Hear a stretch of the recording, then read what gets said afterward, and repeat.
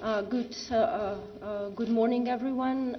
Apologies for a slight delay, but we are ready to start the press conference at the occasion of the launch of the review of the EU's neighbourhood policy. We have High Representative Vice President Federica Mogherini and Commissioner HAHN with us. They will make a few opening remarks and then we will take your questions. With this, High Representative, you have the floor. Thank you. We just decided in the College to formally launch the review of the European neighbourhood policy that, as you know, is almost 10 years old, and the last review was done in 2011, just in the process of the so-called Arab Spring.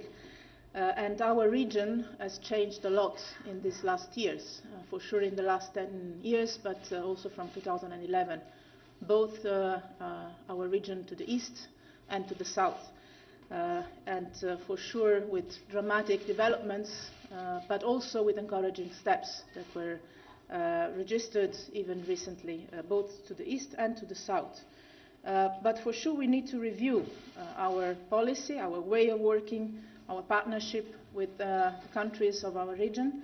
First of all, because we feel we need to move from an approach that has been very much based on the judgment, on the evaluation of the progress in our relationship, to a more political dialogue, to a more political partnership, to a more cooperation-oriented approach between equals, between equal partners.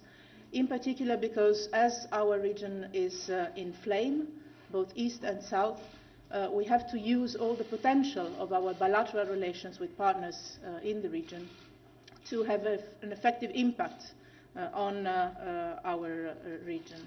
We have common challenges with our partners, being it security, being it the protection of basic rights and principles, being it migration, and this is dramatically evident also today with the news coming from the Mediterranean again, being it energy, being it the promotion of human rights and democracy, being it the economic development, trade, a full agenda of things on which it is useful to strengthen our capacity to work together with our partners in the region. So we will work together in the next months, myself together with Commissioner HAHN, our offices, in a perfect teamwork, I have to say, that I'm personally very proud of.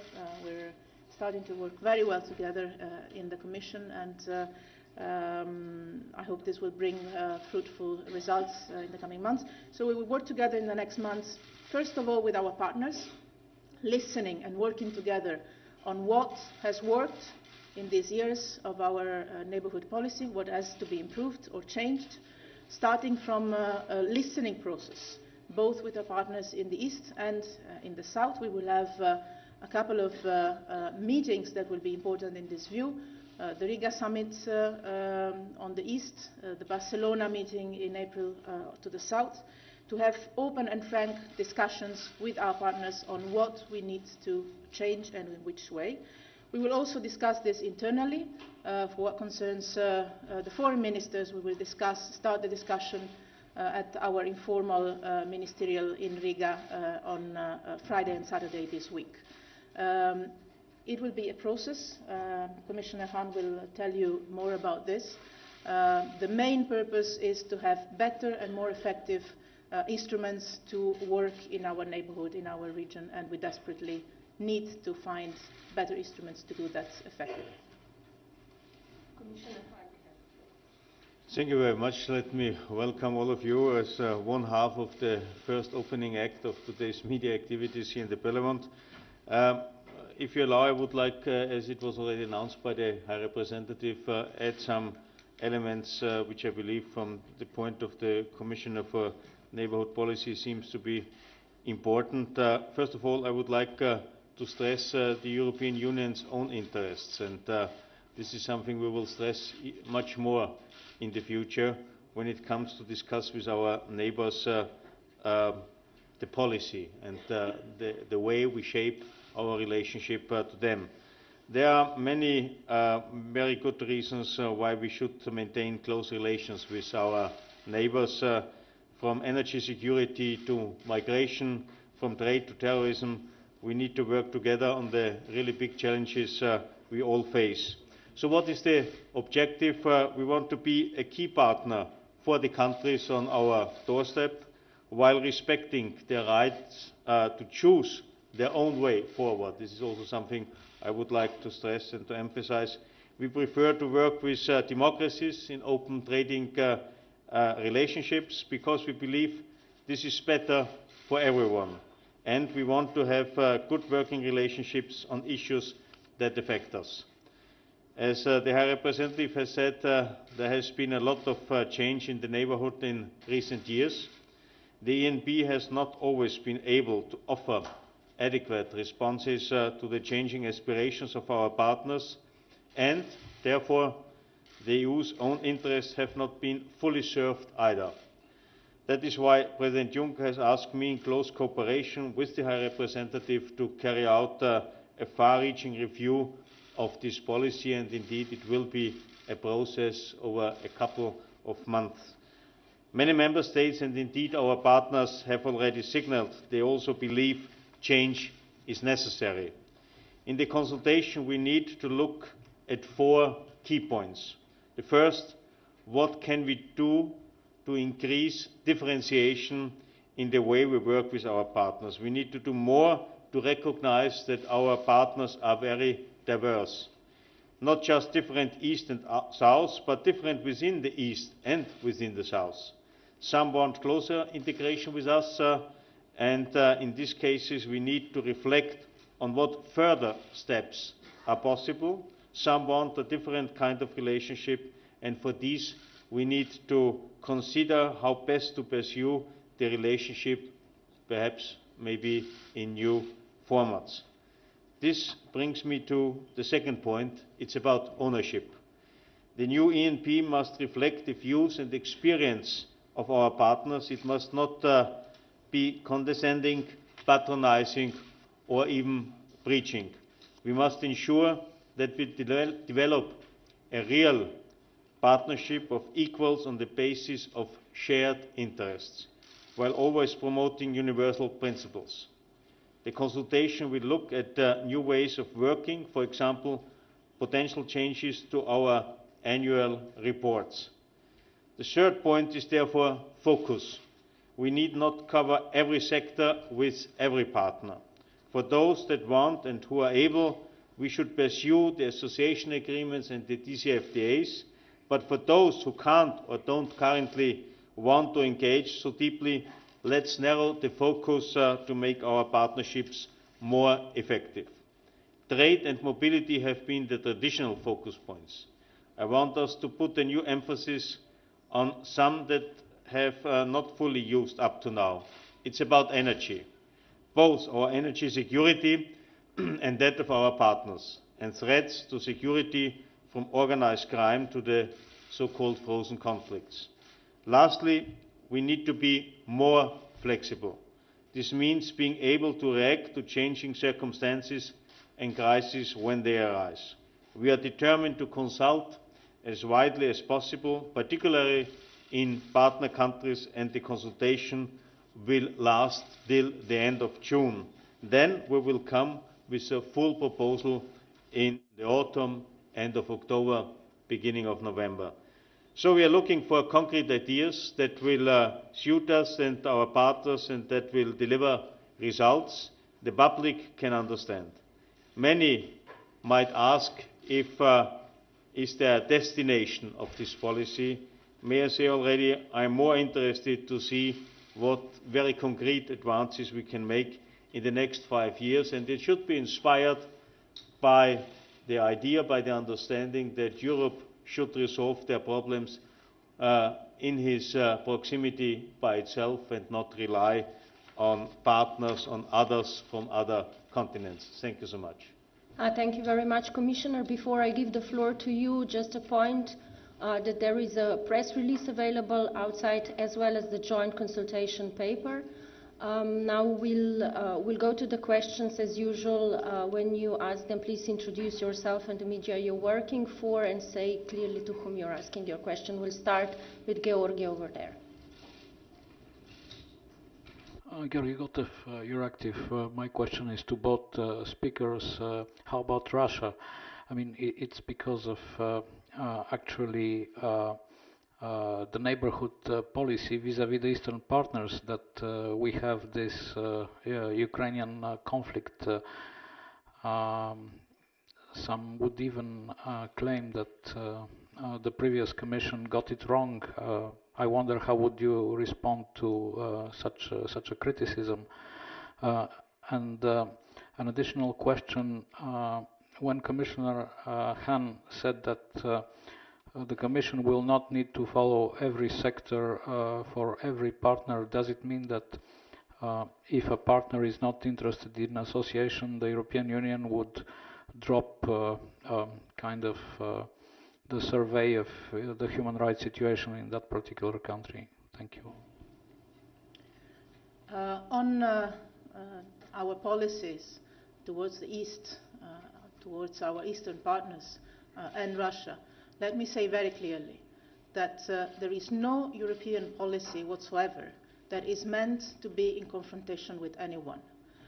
The very same idea of the European Union is built around cooperation, internally and externally, starting from our borders. And this is true to the south, and this is true to the east. So there is no way in which our partnership with Eastern partners and countries can be perceived as confrontational. On the contrary. This has not to be used as any kind of excuse or pretext to violate international principles and international laws. It was very clear from the beginning, it is in any case very clear now, that the door of European cooperation is always open, also for Russia. The principle is that you have to show respect for international laws and international principles to be perceived as a key international and regional player that respects the basic rules of international living together and our common security architecture, which is not the case after the annexation of Crimea for sure. But we hope that Russia will go back to a responsible behavior, starting from the implementation of the Minsk agreement. As you know, this is something on which we are working very much, not only on the single elements of the Minsk agreement, but also on what is more of a competence of the European institutions. You know that just on Monday we had the trilateral dialogue with Ukraine and Russia on the gas packages, on the winter package, and also with a set of hypotheses or meetings that will be done on the follow-up. You know that there is a work going on the implementation of the free trade agreement, the same format, the trilateral one. So there is a clear political will from the European Union not to intend our policy with our Eastern partners as in any way challenging or confronting who is the neighbor of our neighbor. And in some cases also a neighbor of our own member states. We have always been working, and I can guarantee that for sure for our term in office, full openness to cooperation and the full refusal of a confrontational attitude. Obviously, as you say, it needs two to tango, it needs two also to cooperate and to interpret policies in a way that brings cooperation and peace in our continent. I hope this could be done and developed in the future. Only one or two sentences concerning Ukraine. To make Ukraine in societal and economic terms a success story is probably the best proof for excellent relationship and neighborhood policy, and might inspire and stimulate also Russia to follow this way. I think there is room for everybody to explore all the opportunities we have. Secondly, fundamentals, human rights. This is always our focus. There is no doubt about, and this is not something we can leave for one or the other country. It will also be always on our agenda, but we have to see how we can most effectively follow up on this issue, having in mind that in different countries the situation is differently, with different cultural and other backgrounds. But for Europe it's always clear, for us it's always clear, fundamentals are not negotiable and will always be on our agenda. Marco was, David, sorry, you were the second one.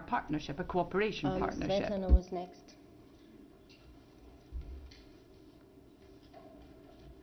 Thank you, Maya. Svetlana Macedonian Media. I have a question for both of you. There is today a discussion in the German parliament on the Macedonian crisis, which means that this situation is important in the Balkans.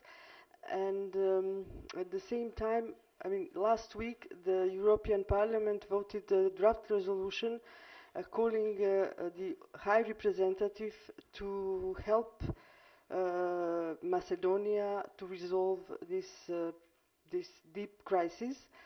And my question is Macedonia on the agenda, and are there plans to help Macedonia and finally, do you fear that some instability could appear in Macedonia? Thank you. The answer, I don't know if you want to go first, but the answer is yes, it is on the agenda, for sure. And let me also say that together we were already visiting not Macedonia, but another country in the Balkans, Bosnia-Herzegovina. The Commissioner will talk by himself, but the focus that we have on the Balkans is very high. Actually, Bosnia is the only country that I visited twice officially in the first 3 months, as well as a lot of attention has been paid from me personally also to relaunch the Kosovo-Serbia dialogue. And in this framework, for sure, Macedonia is on the agenda, as well as it is always on the agenda the need to support and to help countries that are key to our region. We're talking about neighborhood. Balkans is not even neighborhood, is Europe. In these particular conditions, even more, obviously, it is needed. And I've read the recommendations of the European Parliament. I'm following the debate, and I am ready to follow that up, together with Commissioner HAHN, with whom our work in the Balkans is very much coordinated, and for sure it will stay on the agenda. The question about the instability, I'm afraid the question is not if there is going to be instability. I mean, as you know, I'm in regular contact with the political leaders in the former Yugoslavic Republic of Macedonia. We have offered our assistance to resolve the current crisis. I think both parties have to move. They have to respect rule of laws. They have to respect independence of judiciary. They have to respect freedom of media. And they have to respect and they should look for having similar or the same political standards in terms of parliamentary work as it is the case in other countries. That's why prominent members of the European Parliament have also indicated their readiness to arbitrate between the different partners or the different parties in the country itself.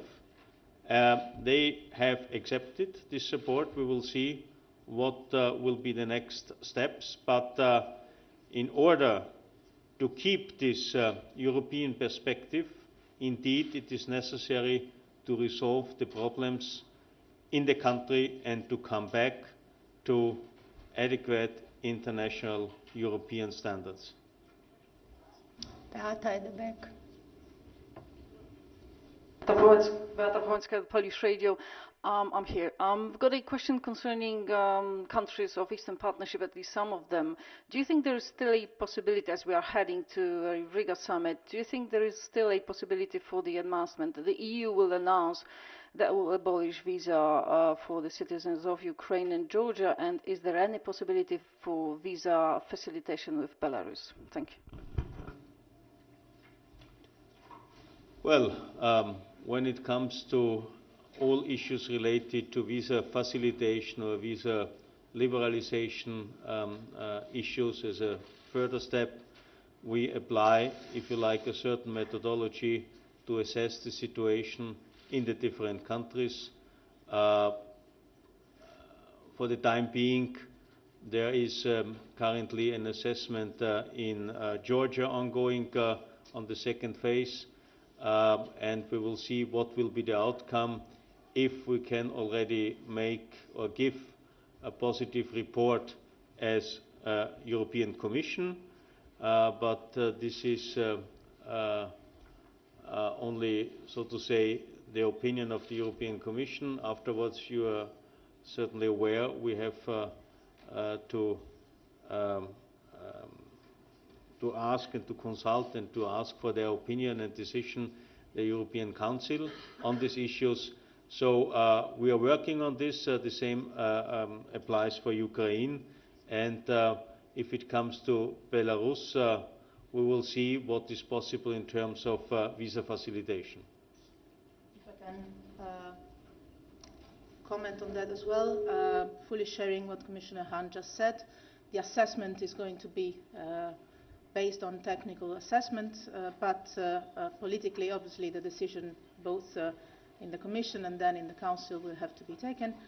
We will start discussing the perspectives of the Riga summit already this afternoon with the group of commissioners that have an external portfolio, and then on Friday and Saturday in Riga itself at the informal ministerial meeting of the foreign ministers. Because obviously we have the technical assessment ongoing, and then we also have an issue of obviously political decision and also political messages of the summit that we'll have to prepare carefully, because it comes to a difficult and crucial time of our history. Marco, it's your turn now. Marco Galdi, ANSA, and if I may question in Italian. Due domande per la verità. Two questions actually, to be honest. La prima riguarda l'immigrazione. Is on immigration.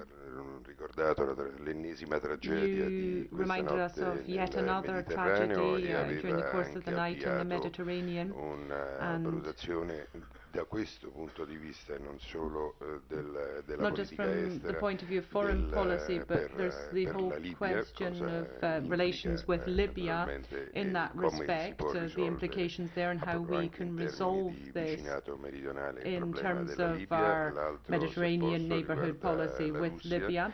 And then the second question relating to Russia. Of course, we need to have a policy that takes account of the neighbours of our neighbours, but in this specific case, the neighbours are still in a pretty difficult, different situation. So what is your appraisal of the state of play at the moment with implementation of the Minsk agreement, and what should happen, what could happen for the whole issue of sanctions, the examination of the sanctions? The sanctions have already been announced. What's going to happen? Because I would imagine that there's going to be an evaluation that's going to be less favourable than the current one. Let me begin with that second question. As you know, the examination of possible additional measures is in the pipeline. We are constantly working on that. We have and we decided, specifically after the Mariupol attacks, with the foreign ministers to pursue that work, and so that is continuing. But what I'd like to focus on at the moment, in the current days, what can the EU do specifically to support the implementation of the Minsk agreement? So not just waiting to see whether or not the agreements have been respected or not, but what we can actually do actively. How can we contribute with our instruments to ensuring that some of the points are complied with? Our current evaluation to date is not entirely positive, nor is it entirely negative. It's quite clear that the situation on the ground in the last few days has been calmer than it was just before and just after the signing of the Minsk agreement.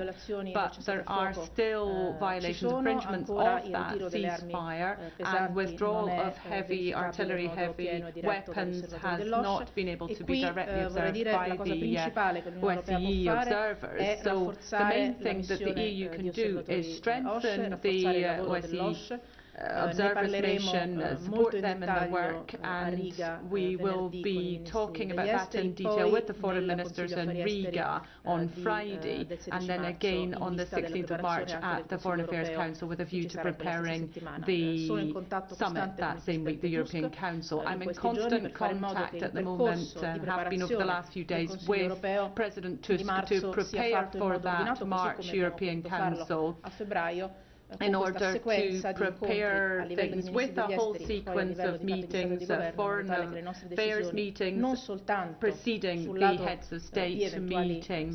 So not just looking at things from the point of view of possible sanctions, but at this stage in particular in terms of the instruments and measures of which the EU can make available to ensure that the Minsk agreements are respected. We have to have, of course, a unanimous decision on that, a united front, and agree on those different points. On Libya and immigration, as you know, at the Commission meeting today, we had a discussion focusing in particular on that, and Vice President Timmermans and Commissioner Avramopoulos will be coming here to the press room after us, I believe. Yes, we launched together with them in the last week. We've got an excellent team in order to look at the internal, external dimensions of our migration policy, and today we talked about the launch of a new agenda for European migration policy. We of course know very well that the real answer lies in the longer term. We have to resolve the crises on our doorstep, the crisis in Syria, the different crises that are affecting the African continent, many other burning issues affecting our world at the moment, and then try to find a way of ensuring that we have authorities in place in Libya who control their territory, their land territory and their sea borders. We have already planned this afternoon, after the Commission meeting, which is coming to a close now, we have planned to have a meeting of all the commissioners responsible for dossiers, issues relating to external policy, and make sure that migration policy is on the agenda for the next Foreign Affairs Council on the 16th of March. We'll be organising this together with Commissioner Avramopoulos to ensure that we no longer see tragedies repeated as we saw last night this morning. It's quite clear that the situation in Libya is very much the linchpin of the problem and solution at the moment. We have to pull all our instruments, border control instruments, instruments to protect asylum seekers. We have to have better sharing of the burden, responsibility for hosting, receiving immigrants in Europe. And as I say, you'll get more details on that from Commissioner Timmermans and Avramopoulos after our press conference. But I want to assure you that there's full awareness on the part of the European Commission and all the European institutions that this is not just one of many other issues, but this really is a true yardstick for measuring our unity in the European Union and our credibility. We have a moral, human responsibility in this. We have to manage the whole question of migration. It's not just a duty, but it is a strategic interest of the entire European Union. I believe that today we've launched very important work. We have different internal instruments that we're combining with external policy instruments that we have. 5 minutes more, so I'll give a question to Magdi and then to Chris, and we'll see if we then still have time. Magdi. Thank you very much. I'm Magdi Youssef from the Egyptian television. Your partnership with your neighborhood is based in interest, as you always mention, but the angle you are looking, or sometimes you and your partnership for this interest sometimes is different. If I'm giving an example, in Egypt you have the same interest on fighting against extremists, but the way you are looking on this fighting is different than the way Egypt is looking. So I'm wondering if you are going to use the flexibility you just mentioned now to add some of culture or the way of the other your partner is looking to the things to close the gap between you and your partners? And second, if I may, are you participating in the economic summit in Sharm el-Sheikh in Egypt soon? Thank you very much. Yes, I'm planning to participate. It's the end of next week, if I'm not wrong.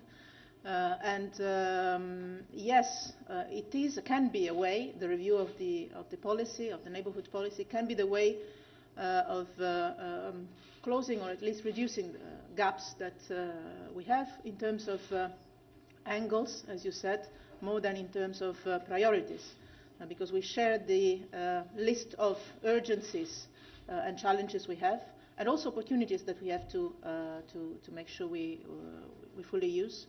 But the key point will be that of recognizing the equal political partnership. Because as long as Commissioner Hahn was mentioning, as long as we take the preaching approach, I'm afraid we will not go very far. What is important is that together with the interests, with the common interests we have, we also promote our values and protect our values.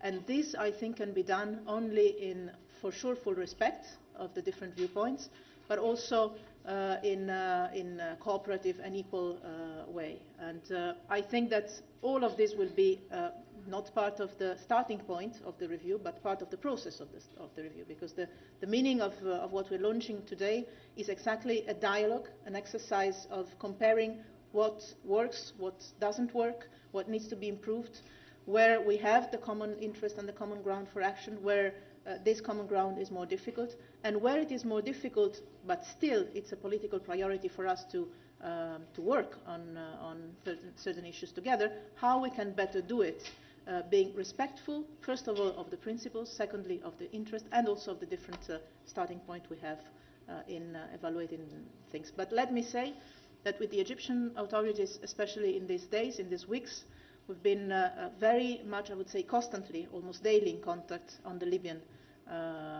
crisis, and we are cooperating in a very fruitful way. And I would like to say that the approach and the help that the Egyptian authorities are giving in these last days and weeks on the crisis in Libya, encouraging all parties to take part to the dialogue, has been extremely helpful. Commissioner. Only briefly, neighborhood policy doesn't mean we are laying back and waiting that the others are coming forward with the ideas. We have clear European interests based on peace, stability, prosperity in our neighborhood, and so if it is necessary, we approach also proactively our neighbors in order to discuss our interests and to share what can be done. And in that respect, for instance, I can report that only last week there was a counterterrorism seminar in Lebanon organized by the Lebanon government together with the European Union, and I think 16 or 17 of our member states have participated into it in order to find common grounds and to see how we can cooperate in this very important area. Chris. It's Chris Morris from BBC News. High Representative, I want to take you back to your initial remarks. You said the neighbourhood policy hasn't been confrontational, but given that I presume part of the purpose of this consultation is to be self-critical, would you agree that it's often been naive and that it seems to have consistently misunderstood or underestimated how Russia will respond?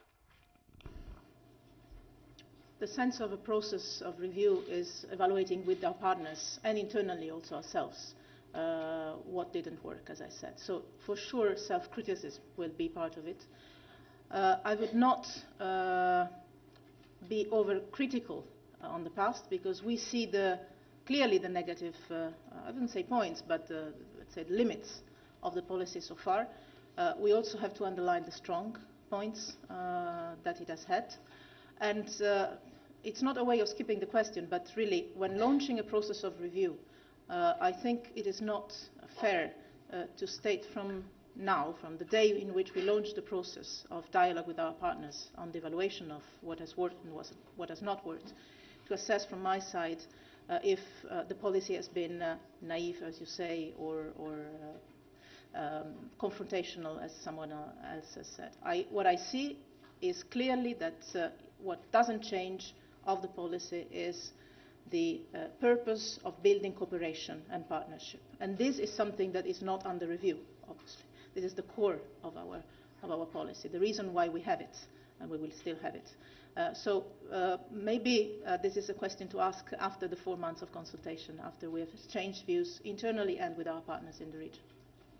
Thank you very much. The next speakers, Vice President Timmermans and Commissioner Avramopoulos, are already waiting, so I'll have to end this press conference at this point, but there will be other opportunities soon. Thank you very much, and please stay here.